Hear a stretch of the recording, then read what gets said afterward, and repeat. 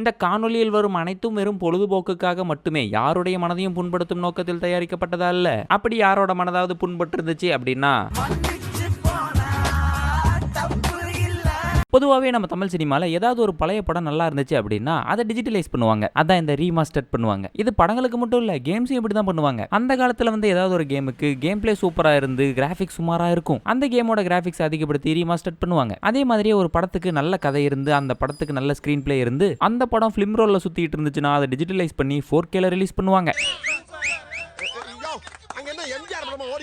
அதுக்கும் இப்ப இந்த வீடியோவுக்கும் என்ன சம்பந்தம் தானே கேக்குறீங்க. எக்ஸாம்பிளுக்கு நான் ஆதி காலத்துல பண்ண ஏதோ ஒரு வீடியோ கண்டென்ட் நல்லா இருந்திருக்கும், ஆனா அதை நான் நல்லா பண்ணிருக்க மாட்டேன். அது எப்பற கூச்சமே இல்லாம பேசிவிட்ட இப்ப மட்டும் நல்லா பண்றியா? இல்ல இப்ப பண்ணதை விட அது ரொம்ப மோசமா பண்ணிருப்பேன். அது ஒண்ணும் இல்லைங்க, பட்டத்தரசன் படத்தை பத்தி சேனல் ஆரம்பிச்சு 2வது வீடியோவே ஒன்று போட்டேன். அப்ப இருந்த என்னோட எடிட்டிங் நாலேஜுக்கும் அப்ப இருந்த என்னோட வாய்ஸுக்கும் பெரிய டிஃபரன்ஸ் ஒன்று இருக்குது. சோ தட் அந்த கண்டென்ட் எடுத்து நாம இப்ப பேச போறோம், அதுதான் ரீமாஸ்டர்ட். இதே மாதிரி என்னோட பழைய வீடியோ எதையாவது எடுத்து ரீமாஸ்டர்ட் பண்ணலாம்னா எந்த வீடியோ பண்ணலாம் அப்படிங்கறத நீங்க கமெண்ட்ஸ்ல சொல்லுங்க. ஐயோ கண்டென்ட் இல்லைன்னா இப்படி கூட பண்ணலாமா, சூப்பரா இருக்குது. இப்போ இது கண்டென்ட் இல்லாமலாம் ஒன்றும் இல்லை, சும்மா ஒரு ட்ரை பண்ணி பார்ப்போமே அப்படின்னு. இன்னைக்கு நம்ம பட்டத்தரசன் படத்தோட ஒரு வருஷம் தான் பார்க்க போறோம்.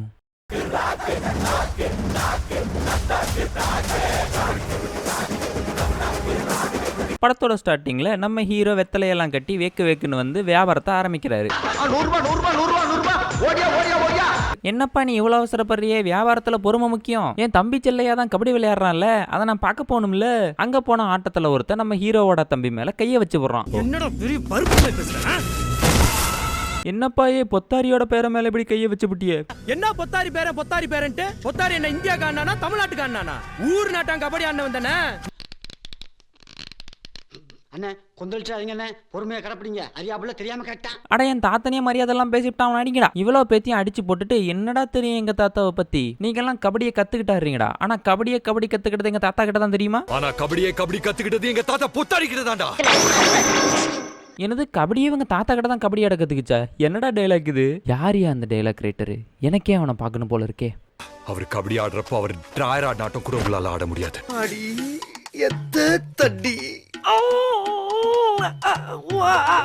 அதுக்கப்புறம் தான் நம்ம பொத்தாரி தாத்தாவை பத்தி ஒரு பிளாஷ்பேக் ஒன்று போகுது. நம்ம பொத்தாரி தாத்தாவுக்கு கவர்மெண்ட் வேலைக்கு இன்டர்வியூ ஒன்று வந்திருக்குது. அதே நாள்ல இவனுங்க கபடி போட்டியும் வச்சிருக்கானுங்க. நம்ம பொத்தாரி தாத்தா எனக்கு வேலையை விட கபடி தான் முக்கியம் அப்படின்னு சொல்லிட்டு இன்டர்வியூக்கு போக மாட்டாரு. ரெண்டு பேரும் சொன்னது கிரிக்கெட் இல்லையா? கிடையாது. அப்ப கபடியா?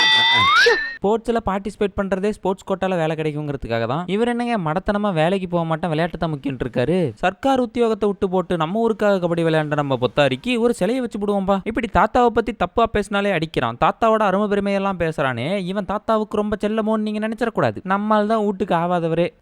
ஆடு பகையா இருக்கும்போது குட்டி மட்டும் எப்படி உறவா இருக்க முடியும்? அதுவும் பகையா தான் இருக்கும். ஒரு அசிங்கமாய் போச்சு குமார். இது என்ன சங்கதின்னா இதுக்கு ஒரு பிளாஷ்பேக் வச்சிருக்காங்க. நம்ம தாத்தா பொத்தாரிக்கு 2 பொண்டாட்டி. 2ஆம் தாரத்துக்கு பிறந்த பையனோட பையன் தான் நம்ம ஹீரோ. நம்ம ஹீரோவோட அப்பா வந்து படுத்து தூங்கிட்டு இருப்பாருங்க. நம்ம பொத்தாரி தாத்தா வந்து கதவை தட்டி போய் கபடி விளையாண்டு வைப்பான்னு அனுப்பி வைப்பாரு. அங்க போய் அவர் செத்து போயிருவாரு. ஐயோ பாவம். தூங்கிட்டு இருந்த மனுஷனை கபடி விளையாட போன்னு சொல்லி கொண்டு விட்டு குத்துக்கல்லாட்ட உட்காந்துட்டு இருக்கிற நீ சொத்து பிரிச்சு கொடு அப்படின்னு கேட்டு வாங்கிட்டு போயிடுறாங்க. அன்று முதல் இன்று வரை தாத்தா பொத்தாரிக்கும் இவங்களுக்கும் ஆவறதில்ல. இப்ப நம்ம ஹீரோயினோட இன்ட்ரோவை பார்ப்போம். நம்ம ஹீரோ 1 லட்சம் ரூபாய் மதிப்புள்ள வெத்தலையை தூக்கிக்கிட்டு பஸ் ஏறி போயிட்டு இருக்காரு. போயிட்டு இருக்கிற வழியில தூங்கிட்டு இருக்கிற நம்ம ஹீரோயினை பாக்குறாரு. பார்த்தவர் பார்த்ததோட நிக்காம பக்கத்துல போய் ஹீரோயினை வர்ணிக்கிறாரு. வண்டி இப்படியே கிராஸ் ஆச்சா, அந்த வண்டியோட எல்லோ லைட் உங்க மூஞ்சில பட போது சும்மா பவுன் மாதிரி சக்க சக்கன்னு ஜொலிக்கிறீங்க, சும்மா மார்னிங் மாதிரி மின்றீங்க. இதெல்லாம் யாரா உன்கிட்ட கேட்டா? யாரா நீ? இதுல என்ன ஒரு ஆச்சரியம்னு பாத்தீங்கன்னா நம்ம ஹீரோயினும் ஒரு கபடி பிளேயர். ஃபேமிலி மொத்தம் கபடி ஆடிக்கிட்டே இருப்பீங்களாடா. நம்ம ஹீரோயின் இருந்துகிட்டு நான் பொத்தாரி வீட்டுக்கு போகணும் அப்படிங்கிறதுக்காக பஸ்ஸுக்கு நிக்குது. பஸ் எல்லாம் எதுவும் வராதுமா, தான் இவனோட ஏறி போ அப்படின்னு சொல்லி நம்ம ஹீரோட அனுப்பிச்சு வைக்கிறாங்க. அப்ப நம்ம ஹீரோவும் ஹீரோயினும் மலைக்கு ஒதுங்குறப்ப அப்பதான் ஹீரோயின் ஒரு மேட்டரை ஓபன் பண்றாங்க. ஓபன் பண்ணிட்டாங்களா? சி பிளாஷ்பேக்டா. பொத்தாரிக்கு கண்ணையன்னு ஒரு பையன் இருந்தாரு. அவர் கபடி ஆடையில இறந்துட்டாரு. அவர் சாவுக்கு காரணமே எங்க அப்பா தான். எங்க பார்த்தாலும் பொத்தாரி, எதுல பார்த்தாலும் பொத்தாரி. பொத்தாரி விளையாண்டாரா, பொத்தாரியோட மகன் விளையாண்டாரா, பொத்தாரியோட பேரன் விளையாடுறாரு. இப்படி அருமை பெருமையோட இருக்கிற பொத்தாரிக்கு ஒரு நயவஞ்சக வில்லன் இருக்கணும் இல்லையா? அவர் தான் இவரு.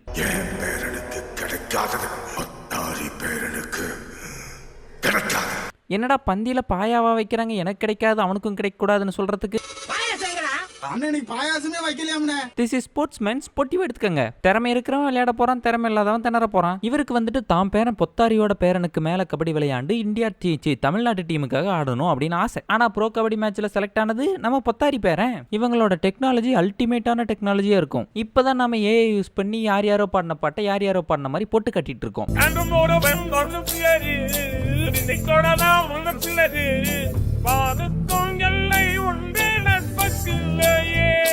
ஆனா ஒருத்தரோட வாய்ஸை ரெக்கார்ட் பண்ணி அவரோட வாய்ஸ்லயே பேச முடியும்னு காட்டினது இந்த படத்துல தான். ஏதாவது பேசு.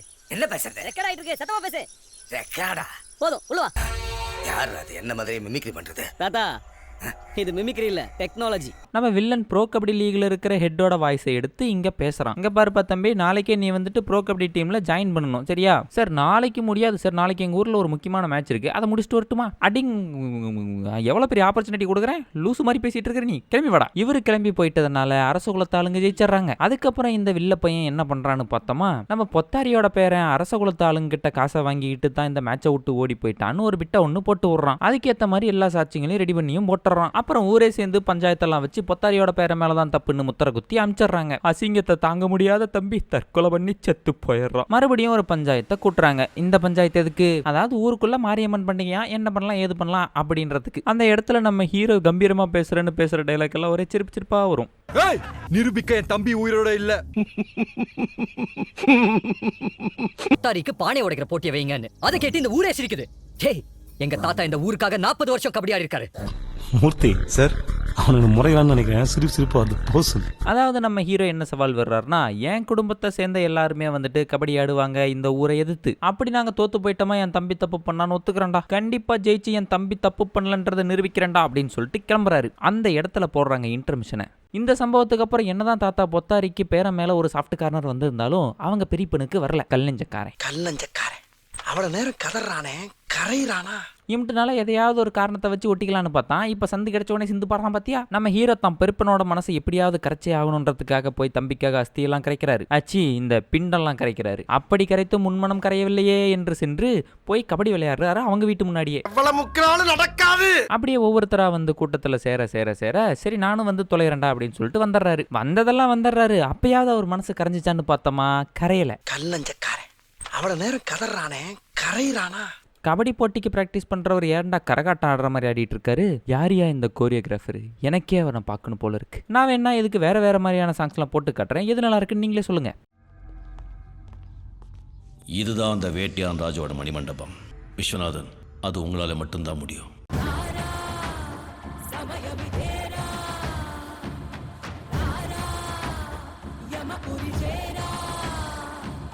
Next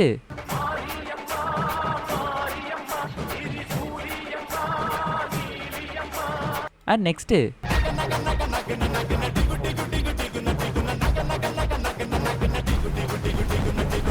next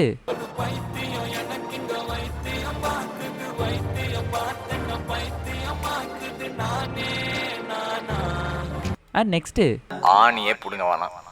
okay.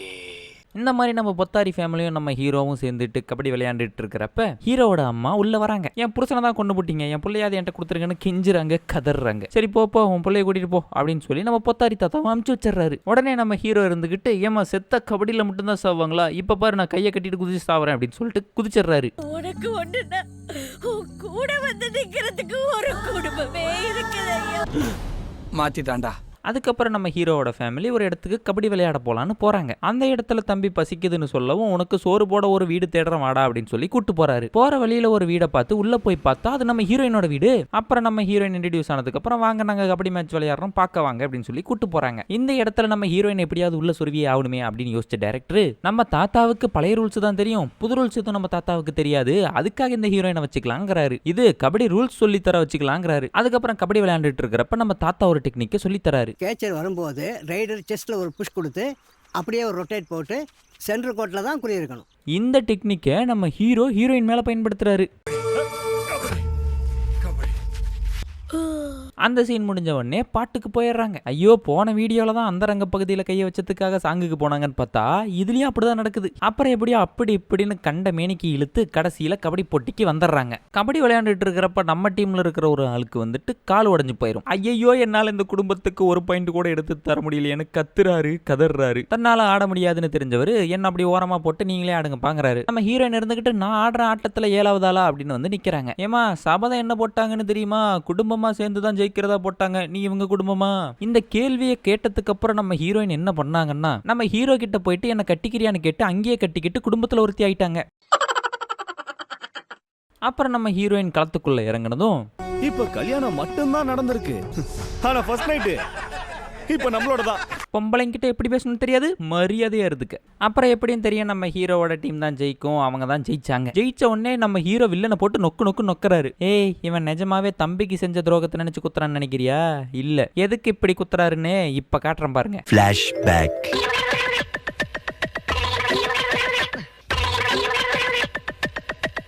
அப்புறம் நம்ம ஹீரோ இருந்துக்கிட்டு தன் தம்பிக்காகத்தான்ப்பா நான் இவனை அடித்தேன், என் தம்பிக்கும் இதுக்கும் எந்த சம்மந்தம் இல்லைப்பா, எல்லாத்துக்கும் காரணம் இந்த பயபுள்ள தான் அப்படின்னு சொல்கிறாரு. அப்புறம் என்ன ஃபேமிலியெல்லாம் ஒன்று சேர்ந்துட்டாங்க, எண்டு சுபம். இதில் என்ன ஒரு ஆச்சரியமான விஷயம்னா இது பேஸ்ட் ஆன் ட்ரூ ஸ்டோரின்னு போட்டிருக்கிறாங்க. ஓகே, இந்த வீடியோவை நீங்கள் பார்த்து முடிச்சிருப்பீங்க. இந்த ரீமாஸ்டர் நல்லா இருக்கா, இல்லைப்பா நீ பொது கண்டென்ட்டே போடுப்பா ரீமாஸ்டர்லாம் வேணாம் அப்படிங்கிறீங்களா? எதாக இருந்தாலும் கமெண்ட்ஸில் சொல்லுங்கள். அப்படியே கமெண்ட் செக்ஷனுக்கு போகிறதுக்கு முன்னாடி மேலே சப்ஸ்கிரைப் பட்டன் இருக்கும், அதை கிளிக் பண்ணி சப்ஸ்கிரைப் பண்ணிக்கோங்க. உங்களை அடுத்த ஒரு நல்ல வீடியோவில் வந்து பார்க்குறேன். Bye bye.